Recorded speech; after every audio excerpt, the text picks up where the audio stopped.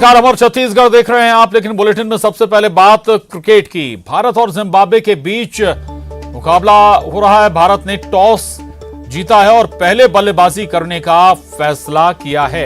तो T20 world cup semifinal की race का अगर हम जिक्र करें तो 6 साल बाद दोनों टीमों के बीच T20 मुकाबला हो रहा है। दिनेश कार्तिक की जगह ऋषभ पंत को टीम में लिया गया है। तो ये बड़ी खबर है। T20 मुकाबले से जुड़ी हुई भारत और जिम्बाब्वे के बीच आज मुकाबला होना है और भारत ने टॉस जीतकर पहले बल्लेबाजी करने का फैसला किया है। 6 साल बाद दोनों टीमों के बीच T20 मुकाबला होने जा रहा है और जिम्बाब्वे के साथ खेलने वाली टीम में दिनेश कार्तिक की जगह ऋषभ पंत को जगह दी गई है। ऋषभ पंत खेल रहे हैं दिनेश कार्तिक की जगह। तो ये बड़ी खबर है T20 वर्ल्ड कप से जुड़ी हुई और भारत ने टॉस जीत लिया है। जिम्बाब्वे के साथ दरअसल आज मुकाबला खेला जाना है और पहले बल्लेबाजी करने उतरेगी टीम इंडिया। दरअसल परिस्थितियों और ग्राउंड कंडीशन के लिहाज से अमूमन टॉस जीतने वाली टीम फैसला लेती है कि वो पहले बल्लेबाजी करेगी या फिर फील्डिंग। और देश भर में T20 वर्ल्ड कप को लेकर भारतीय टीम की प्रदर्शन को लेकर उत्साह बना हुआ है और छत्तीसगढ़ में भी ये उत्साह बरकरार है। दुर्ग का रुख कर रहे हैं मिथिलेश ठाकुर, हमारे साथ जुड़े हैं। मिथिलेश, आज हालांकि सेमीफाइनल के लिए राह लगभग पक्की हो गई, लेकिन जिम्बाब्वे से भी आज मुकाबला होने जा रहा है। रिदम बनाए रखने के लिए मुकाबला भी जरूरी होगा जीतना, क्या सोचते हैं लोग? इंडिया निश्चित रूप इंडिया जी बिल्कुल। अभी मैच का जो है एक्साइटमेंट लोगों में बढ़ गया है और अब देख सकते हैं कि पीछे में मेरे साथ तो सारे युवा खिलाड़ी हैं और किस तरह से जोश है, क्योंकि अब थोड़ी देर में जिम्बाब्वे के साथ में मैच होगा और लोग यहाँ पे रह कर यहाँ से टीम इंडिया का उत्साह बढ़ाएंगे। हमारे साथ में क्रिकेट प्रेमी भी हैं, उनसे बातचीत करेंगे। सर, आज मैच हो रहा है, टीम इंडिया ने टॉस जीत लिया है, कैसे उम्मीद कर रहे हैं? ऑब्वियस है क्या कि विराट कोहली और सूर्य कुमार ये अपना दिखाएंगे दमखम और जिम्बाब्वे को हम लोग उतना नहीं समझते। इंडिया निश्चित रूप से विनर होगा और आगे बढ़ेगा। किस तरह से उत्साह बढ़ा रहे हैं और आज क्या लग रहा है कि टॉस जीत गया इंडिया, पहले बैटिंग करने जा रही है? आज का मैच इंडिया का कोई भी परिणाम हो, लेकिन ऑलरेडी इंडिया पहुंच गया है सेमीफाइनल में, क्योंकि साउथ अफ्रीका हार चुका है। तो इसलिए हम इंडिया को पूरी तरह सपोर्ट कर रहे हैं। इंडिया क्या लग रहा है आपको, आज कैसी स्ट्रेटेजी होनी चाहिए? आज की स्ट्रेटेजी में ऐसा है कि टॉस जीता है इंडिया ने, तो टॉस जीतने का मतलब है हमने जो स्ट्रेटेजी बनाई है, जो हमारे बैट्समैन हैं वो अपने इतने दमखम से पहले भी उन्होंने दिखाया है, तो उसी दमखम के साथ जिम्बाब्वे को भी उसी तरह धूल चटाएंगे जैसा पहले इतने सारे टीमों को कर चुके हैं और हम जीतेंगे और बहुत इंडिया। कुछ और मैडम उनसे बातचीत करेंगे, किस तरह से उम्मीद रख रहे हैं? आज टीम इंडिया खेल रही है। टीम इंडिया खेल रही है और शुरू से उन्होंने अपने दमखम को दिखाया है और वो आगे भी खेल के अपना विराट कोहली जैसे उनका प्रदर्शन शुरू से रहा है। हम बिल्कुल उसी उम्मीद से बिल्कुल अपेक्षा रखते हैं कि इंडिया उसी तरीके से खेलेगी और सेमीफाइनल में तो पहुंचना ही है। जिम्बाब्वे के साथ में मैच हुए हैं, अभी तक का इतिहास ये बोलता है कि इंडिया जीतते आई है। आज किस तरह की उम्मीद रख रहे हैं आप लोग? आज भी जैसे पहले जीते वैसे ही आज भी जीतेंगे। और जी, कैसे वर्ल्ड कप को लेकर कैसी उम्मीद है टीम इंडिया की? इंडिया का ये जीत जाएगी, फाइनल तो फिक्स है। बेटा, आज एक्साइटमेंट कैसा है? टीम इंडिया जीत रही है आज जी, फाइनल में आ रही है। अच्छा, तो देखिए कुल मिलाकर एक्साइटमेंट और भी ज्यादा है। आप बताइए सर। सर, मैं ये चाहता हूं कि हम पूरी जो इंडिया के सारे लोग चाहते हैं कि इस मैच को हम जीतें, क्योंकि इस मैच को अगर जीत जाएंगे हम, सेमीफाइनल में तो हम पहुंच गए हैं। इस मैच को जीतने से हमारा क्या होगा कि जो हम टॉप पे रहेंगे तो हमारा जो मुकाबला है वो न्यूजीलैंड के साथ में नहीं होगा, क्योंकि न्यूजीलैंड के साथ में जो क्रूशियल मैचेस हैं वो हमारे लिए थोड़े से मुश्किल रहे हैं। इसलिए हमको ये मैच जीत के टॉप पे जाना ज्यादा जरूरी है। India will win, definitely India will win. अभी तक की कैसे देख रहे हैं इंडिया को? आज जब फाइनल होगा, क्या टीम इंडिया फाइनल पहुंच रही है और किस तरह का होगा? अभी मेरी शुभकामनाएं है टीम इंडिया के साथ, क्योंकि हमारी जो टीम है सभी यंगस्टर्स से भरी हुई है और मुझे लग रहा है Hardik Pandya will do well in this match and final also. आज मैच हो रहा है जिम्बाब्वे के साथ में, कैसी उम्मीद रखें? अच्छी उम्मीद है और मैं चाहूंगा कि इस प्रतियोगिता में हमारी भारतीय टीम से जो दिनेश कार्तिक का परफॉर्मेंस अच्छा अभी तक नहीं हुआ है, तो इस मैच में वो अच्छे से खेले और हम फिर फाइनल जीते। बॉलिंग को लेकर क्या बोल रहे थे, किस तरह की स्ट्रेटेजी होनी चाहिए, बॉलिंग फील्डिंग? बॉलिंग में जैसे भुवनेश्वर कुमार हैं, अर्शदीप है, उन्होंने अभी तक बहुत अच्छा प्रदर्शन किया है और हम ये उम्मीद करेंगे कि आने वाले मैचेस में भी वो अच्छा प्रदर्शन करें और भारत को फाइनल तक पहुंचाएं। तो कुल मिलाकर आज जो है टीम इंडिया का मनोबल बढ़ाने के लिए यहाँ पर खिलाड़ी क्रिकेट प्रेमी मौजूद हैं और सभी की यही शुभकामना है कि टीम इंडिया विजय रहे और ये विजय का जो क्रम है वो लगातार चलते रहे और भारत जो है वर्ल्ड कप पर अपना कब्जा जमा सके। जी प्रशांत। बिल्कुल बिल्कुल, बहुत शुक्रिया अब इस पूरी जानकारी के लिए। बातचीत से लोगों के लिए मुकाबला जब शुरू होगा तब हम फिर आपसे बात करेंगे। बहुत धन्यवाद मिथिलेश, शुक्रिया। आगे बढ़ेंगे और अब खबर रायपुर से है। बड़ी खबर है, एसआई अभ्यर्थियों का विरोध प्रदर्शन। भर्ती परीक्षाएं रद्द किए जाने को लेकर यह विरोध प्रदर्शन है। पुलिस विभाग में एसआई भर्ती रद्द होने को लेकर विरोध प्रदर्शन किया जा रहा है। अभ्यर्थी काला दिवस मना रहे हैं। आपको बता दें, काले कपड़े पहनकर अभ्यर्थी विरोध प्रदर्शन कर रहे हैं।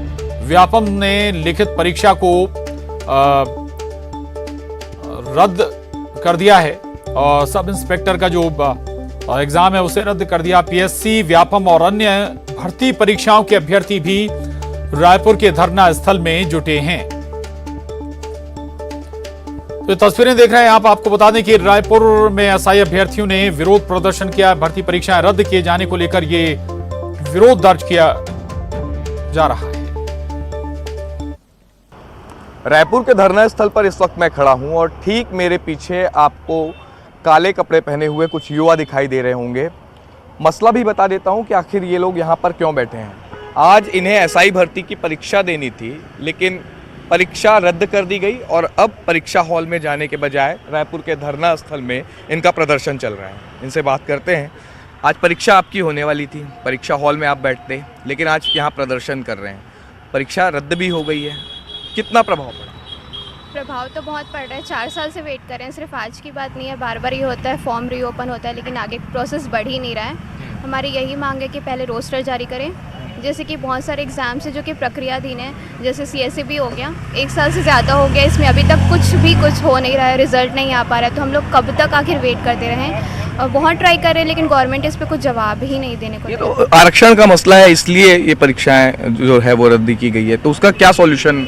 आरक्षण का मसला तो अभी आया है ना, बाकी जो भी भर्ती प्रक्रिया है विगत कई वर्षों से लटकी पड़ी हुई है। तो आरक्षण तो उनको नया बहाना मिल गया है। मतलब सरकार को ना सोने पे सुहागा हो गया, वैसे ही नहीं करना चाह रही थी शायद भर्ती, उनकी मंशा ही नहीं थी। और ये आरक्षण का जो मसला आया है उनसे उनको और फायदा मिल गया। अच्छा, इससे पहले कोई परीक्षा आपने दी है क्या? हाँ सर, हम पहले भी पेपर दे रहे हैं। कोई भी मतलब इसके पिछले गवर्नमेंट में कभी हम लोग इतना डीले हुए पेपर नहीं देखे थे जितना डीले अगस्त 2018 से हम लोग फॉर्म भरे हुए हैं। 2022 आगे 22 में भी हम लोग को नहीं लगता कि कहीं से पेपर होने की उम्मीद है। 2023 में भी अब 6 महीना एग्जाम, 6 से 7 महीना बाद यहाँ बस आचार संहिता लग जाएगा। उससे पहले मेरे को नहीं लगता कि कभी पेपर हो पाएगा। मतलब अभी कोई बात हुई क्या आपकी? पीएससी, व्यापम, यहाँ पे भी आप लोग जाते होंगे, कोई बात हुई वहाँ पे?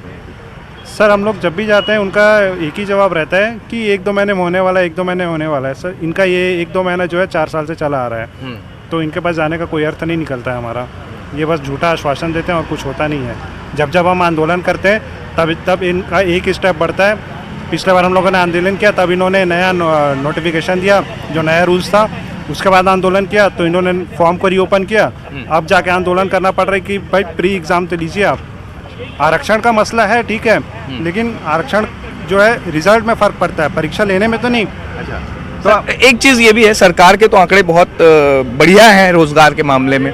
तब ऐसे में क्या लगता है कि अभी जो बेरोजगारों की संख्या है, आप लोग भी मिलते जुलते होंगे, कितनी सच्चाई आंकड़ों में नजर आती है और अभी क्या हालात दिखाई दे रहे हैं छत्तीसगढ़? आंकड़ों में तो कोई भी सच्चाई नहीं है सर, क्योंकि छत्तीसगढ़ में बेरोजगारी जो 0.6% या 1% दिखाया जा रहा है, ये नहीं में तो 8 से 10% बेरोजगारी दर छत्तीसगढ़ में है आज की डेट में। क्योंकि हम लोगों ने 2018 में फॉर्म भरा था, करीब 1.5 लाख लोगों ने एसआई का फॉर्म भरा था। उसमें से पहला पीएसटी हुआ, एक नाप तौल, ये सब, तो 70,000 लोग सेलेक्ट हुए उसमें। आज उनका पेपर होना था 6 तारीख को, वो पेपर ही पोस्टपोन्ड हो गया सिर्फ आरक्षण रोस्टर की वजह से। तो हमारा सिर्फ एक डिमांड है कि आरक्षण रोस्टर जारी करो, पूरा शेड्यूल जारी करो, एसआई का कब पेपर होगा, कब इंटरव्यू होगा, फिजिकल कब होगा, और 1 साल के अंदर ये कंप्लीट करवाओ। बिल्कुल, अगले साल चुनाव हैं और 6 महीने में आचार संहिता भी लग सकती है और ये वो तमाम युवा हैं जो कि अपनी मांगों को लेकर के यहाँ पर प्रदर्शन कर रहे हैं। और मांग एक ही है कि सिलेक्शन हो या ना हो, भर्ती परीक्षाएं तो होनी चाहिए और प्रदेश में भले ही बेरोजगारी को लेकर के या रोजगार के कई सारे आंकड़े जारी किए जाते हैं, लेकिन उसके बावजूद जब परीक्षा ही ना हो, भर्ती ही ना हो, तो इस तरह के सवाल और प्रदर्शन उठेंगे ही। कैमरा पर्सन रोहित श्रीवास्तव के साथ देवव्रत भगत, न्यूज़ 18 रायपुर। और देवव्रत भगत हमारे साथ रायपुर से जुड़ रहे हैं और जानकारी के साथ। देवव्रत, सत्ताधारी दल के लिए ऐसे प्रदर्शन चिंता का सबब तो होने चाहिए, खासतौर से जब चुनाव बहुत दूर ना हो। दूसरी बात यह कि भाई क्यों बार बार रद्द किए जा रहे हैं एग्जाम? ऐसे में क्या दूसरा विकल्प इनके सामने नजर आता है? प्रशासन से आपकी कोई बात हुई है? संबंधित विभाग जो महकमा है उससे आपकी कोई बात हुई है कि जल्दी कुछ स्थितियां सामान्य होंगी, दोबारा ये अभ्यर्थी एग्जाम में बैठ पाएंगे? देवव्रत, मसला जो है वो आरक्षण को लेकर के अटका हुआ है और इसलिए अब तक जो भर्ती परीक्षाएं ली जा रही थी वो भर्ती परीक्षाएं रद्द की गई हैं और ऐसी परीक्षाएं हैं जिनके नतीजे जो है रोक दिए गए हैं। और ऐसे में सीधा प्रभावित हो रहा है प्रदेश का युवा, जो पिछले कई सालों से कॉम्पिटिटिव एग्जाम की तैयारी करता है और एक तरह से उम्मीद होती है कि इन भर्ती परीक्षाओं में उनका सिलेक्शन होगा। भर्ती परीक्षाओं पर रोक लग जाए और सिलेक्शन ना हो वो बात अलग है, लेकिन परीक्षाएं जो है वो तो होनी ही चाहिए। और एसआई की भर्ती जो है वो 2018 से लंबित है। लिखित परीक्षा को स्थगित करने का यहाँ पर जो है एक तरह से औचित्य यहाँ पर नहीं बनता है, क्योंकि परीक्षा ली जानी चाहिए, नतीजे जारी किए तब आरक्षण रोस्टर का आप पालन कर सकते हैं, लेकिन अब परीक्षाएं जो है वो ही रोक दी गई हैं। इसके अलावा जो पीएससी है, व्यापम है और अन्य परीक्षाएं हैं वो भी आरक्षण अधिनियम नहीं होने के कारण रोक दिए गए हैं। अब ऐसी स्थिति में प्रदेश के युवा जो पिछले कई सालों से तैयारी कर रहे हैं उनके सामने धर्म संकट आकर खड़ा हुआ है, खासकर वो युवा जिनकी एज जा रही है। और एक तरह से ये भी हो सकता है कि इस साल पीएससी जो 0 ईयर घोषित हो जाए, तो बड़ी परीक्षाएं जो है वो आरक्षण के चक्कर में रुकी हुई है और एक तरह से सीधे प्रभावित प्रदेश का युवा है। जी बिल्कुल बिल्कुल, युवा इसमें, और बहुत सारे युवा ऐसे हैं जिसका जिक्र भी देवव्रत कर रहे थे कि ओवर एज भी हो सकते हैं, यानी कि उनके सामने से ये मौका गायब हो सकता है, जा सकता है। बहुत शुक्रिया आपका इस पूरी जानकारी के लिए देवव्रत। आगे बढ़ेंगे और बड़ी खबर रायगढ़ से, जहां महिला बाल विकास विभाग के कार्यक्रम अधिकारी पर जुर्माना लगाया गया है। सूचना के अधिकार के जानकारी न देने पर 25,000 का जुर्माना लगाया गया है। महिला बाल विकास विभाग के कार्यक्रम अधिकारी को आपको बता दें कि उन पर जुर्माना लगाया गया है। तो ये बड़ी खबर है रायगढ़ से, जहां महिला बाल विकास विभाग के कार्यक्रम अधिकारी पर जुर्माना लगाया। दरअसल सूचना के अधिकार के तहत जानकारी नहीं दी गई थी उनके जरिए और 25,000 का जुर्माना उन पर लगा है। हरपाल सिंह खूंटिया हमारे साथ जुड़े हैं रायगढ़ से जानकारी के साथ। हरपाल, आखिर क्यों जानकारी नहीं दी गई थी, क्या वजह थी? अब एक्शन हुआ है उनके खिलाफ? जी, सूचना के अधिकार अधिनियम 2005 के तहत हर एक आदमी को अधिकार होता है कि वह किसी भी सरकारी विभाग से जानकारी ले सकते हैं। रायगढ़ के कार्यक्रम अधिकारी को भी सूचना के अधिकार के तहत ही जानकारी मांगी गई थी। जो यहाँ एक्टिविस्ट हैं उन्होंने इससे जानकारी मांगा, लेकिन सूचना के अधिकार के अधीन जो नियम है उनको अधिकारी ने पालन न करते हुए प्रथम अपील तक जाने के लिए उनको विवश कर दिया और राज्य सूचना आयोग ने आज जो है उनको 25,000 रुपए का जुर्माना लगाया है। ये जुर्माना अधिकारी के शासकीय वेतन से कटौती होगी और कटौती करने के बाद जो है शासकीय कोष में जो है ये जमा कर दिया जाएगा।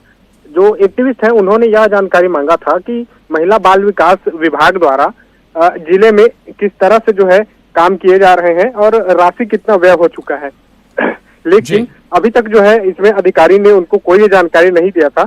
जिसके बाद जो एक्टिविस्ट है उन्होंने राज्य सूचना आयोग की तरफ निवेदन किया, जिसके बाद जो है अधिकारी को ये जुर्माना लगाया है। 25,000 का जुर्माना लगाया गया है, जिसको उनके शासकीय वेतन से काटा जाएगा। जी चलिए, बहुत शुक्रिया हरपाल आपका इस पूरी जानकारी के लिए, धन्यवाद। आगे बढ़ेंगे और अब जशपुर से बड़ी खबर है। पर्यटन स्थल रोकड़ा पाठ में सैकड़ों पेड़ों की अवैध कटाई का मामला है। प्रसिद्ध पर्यटन स्थल में अवैध कटाई से लोगों में नाराजगी है। पेड़ काटने वालों पर कार्रवाई की मांग की जा रही है। यहाँ फोटोशूट और स्थानीय एल्बमों की शूटिंग के लिए लोग आते थे। बगीचा वन परिक्षेत्र के रोकड़ा पाठ का ये मामला है। ये देखिए आप, बड़े स्तर पर तस्वीरों में नजर आ रहा है कि कैसे पेड़ों की कटाई की गई है। तो पर्यटन स्थल है ये रोकड़ा पाठ, जहां सैकड़ों पेड़ों की अवैध कटाई की गई है और प्रसिद्ध पर्यटन स्थल में अवैध कटाई से लोगों में खासी नाराजगी है। दीपक सिंह हमारे साथ जुड़ गए हैं जशपुर से। दीपक, ये साफ हो पाया किसके जरिए ये काम किया गया, अवैध कटाई की गई है? आपको बताऊं कि ये पूरा मामला बगीचा विकासखंड के रोकड़ा पाट का है और रोकड़ा पाट पे जिस जगह पे ये पेड़ जो है लगे हुए थे वहां पर इस प्रकार के जो है सैकड़ों पेड़ लगे हुए थे और यहाँ पर जो है जो फोटो शूट और स्थानीय जो एल्बम है उनकी शूटिंग होती थी। और सबसे खास बात की जहाँ पर ये पेड़ लगा हुआ है वहां से लगभग 30 से 40 किलोमीटर तक का नजारा स्पष्ट देखा जा सकता था और यहाँ पर बड़ी संख्या में पर्यटक इस नजारे को देखने पहुंचते थे जिन्हें इन्हीं पेड़ों के छांव में जो है वहां पर बैठा करते थे। लेकिन अब यहाँ से लगभग सैकड़ों पेड़ काट दिए गए हैं जिसको लेकर स्थानीय लोगों में नाराजगी है। स्थानीय लोगों ने वन विभाग को मामले की शिकायत की है और जो वन विभाग है वो मामले की जांच में जुट गया है और जो वन कर्मचारी है वो गांव में जाकर जो है लगातार तफ्तीश कर रहे हैं कि किसके द्वारा पेड़ों की कटाई की गई है। और वन विभाग का कहना है कि जल्द ही जो पेड़ों की कटाई की गई है और जिसने भी कटाई की है उसके खिलाफ कड़ी से कड़ी कार्रवाई की जाएगी। जी चलिए, बहुत शुक्रिया दीपक जानकारी के लिए। आगे बढ़ेंगे। सीएम के हिमाचल दौरे का तीसरा दिन है आज और सीएम भूपेश बघेल का हिमाचल में प्रचार अभियान जारी है। सीएम आज शिमला और उससे लगे क्षेत्रों में चुनाव प्रचार कर रहे हैं। चुनावी कार्यक्रमों और बैठकों में वो शामिल भी हो रहे हैं। हिमाचल चुनाव में सीएम सीनियर ऑब्जर्वर हैं, साथ ही स्टार प्रचारक भी हैं सीएम भूपेश बघेल।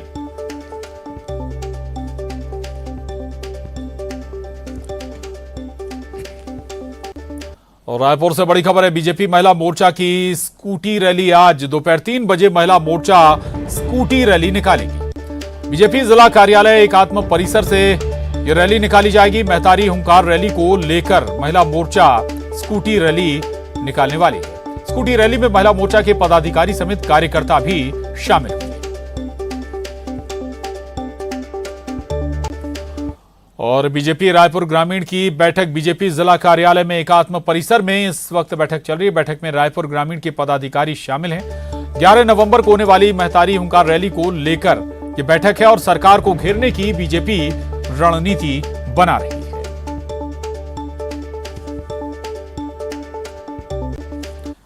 रायपुर से एक और बड़ी खबर। बीजेपी प्रदेश अध्यक्ष का सरगुजा दौरा। अरुण साव का 2 दिवसीय सरगुजा दौरा है। सरगुजा संभाग के पदाधिकारियों की वो बैठक लेंगे और बीजेपी सरगुजा संभाग में वापसी की कोशिशें कर रही है। पार्टी की जमीनी हालात का जायजा लेंगे प्रदेश अध्यक्ष।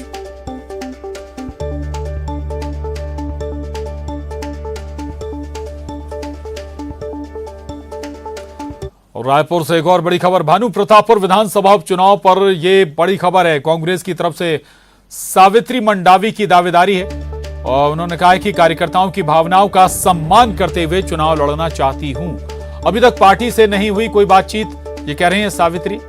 और ये भी कहती हैं जनभावना देखकर नौकरी से उन्होंने इस्तीफा दिया है। 5 दिसंबर को भानु प्रतापपुर विधानसभा सीट पर उपचुनाव होना है और 17 नवंबर को नामांकन दाखिल होगा।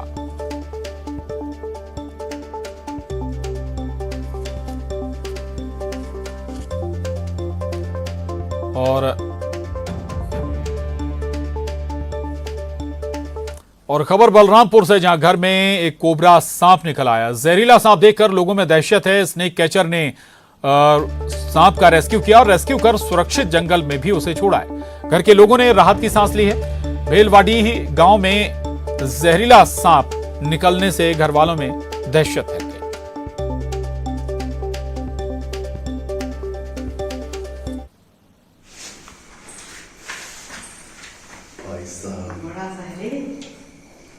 हालांकि इस सांप को रेस्क्यू कर लिया गया है।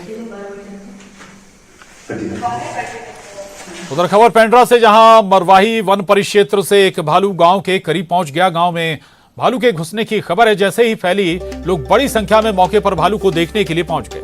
स्थानीय लोगों ने भालू के गांव में घुसने की खबर वन विभाग को दी, जिसके बाद मरवाही वन मंडल की टीम मौके पर पहुंच गई और भालू को वापस जंगल की ओर खदेड़ने की कोशिश की जा रही है।